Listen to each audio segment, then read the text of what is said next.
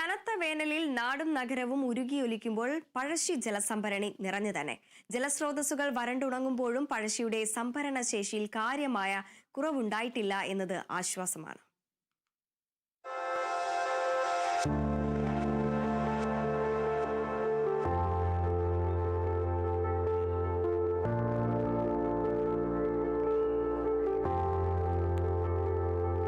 ഞാൻ പഴശ്ശി, കേരളവർമ്മ പഴശ്ശിരാജയല്ല, ആ പേരിൽ അറിയപ്പെടുന്ന പഴശ്ശി ജലസംഭരണി.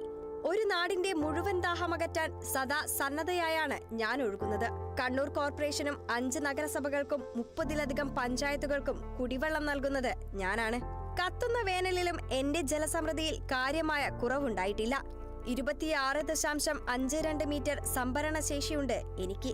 ബാക്കി കഥ കേരള വിഷൻ ന്യൂസ് പറയട്ടെ. നിലവിൽ 24 മീറ്റർ വെള്ളമുണ്ട് പഴശ്ശി ഡാമിൽ. 5 മാസമായി കനാൽ വഴിയും കുടിവെള്ള പദ്ധതിക്കായും വെള്ളമെടുത്തിട്ടും 1.5 മീറ്റർ മാത്രമാണ് ജലനിരപ്പ് കുറഞ്ഞത്. 18 മീറ്റർ വെള്ളം സംഭരണിയിൽ നിലനിർത്തണമെന്നാണ് ജല അതോറിറ്റിയും ജില്ലാ ഭരണകൂടവും നൽകിയ നിർദ്ദേശം. 6 വൻകിട കുടിവെള്ള പദ്ധതികൾക്കായി രാപ്പകൽ വ്യത്യാസമില്ലാതെ പഴശ്ശിയിൽ നിന്ന് പമ്പിംഗ് നടക്കുന്നുണ്ടെങ്കിലും പുഴയിലേക്ക് ശക്തമായ നീരൊഴുക്കുള്ളതാണ് ജലനിരപ്പ് നിലനിർത്താൻ സഹായിക്കുന്നത്.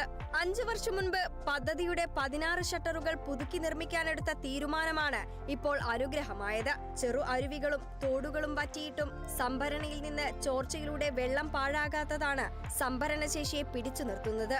ഒപ്പം ബാവലി, ബാരാപ്പോൾ പുഴകളെ സമൃദ്ധമാക്കുന്ന അനേകം ചെറു അരുവികളും തോടുകളുമാണ് പഴശ്ശിയെ നിറയ്ക്കുന്നത്.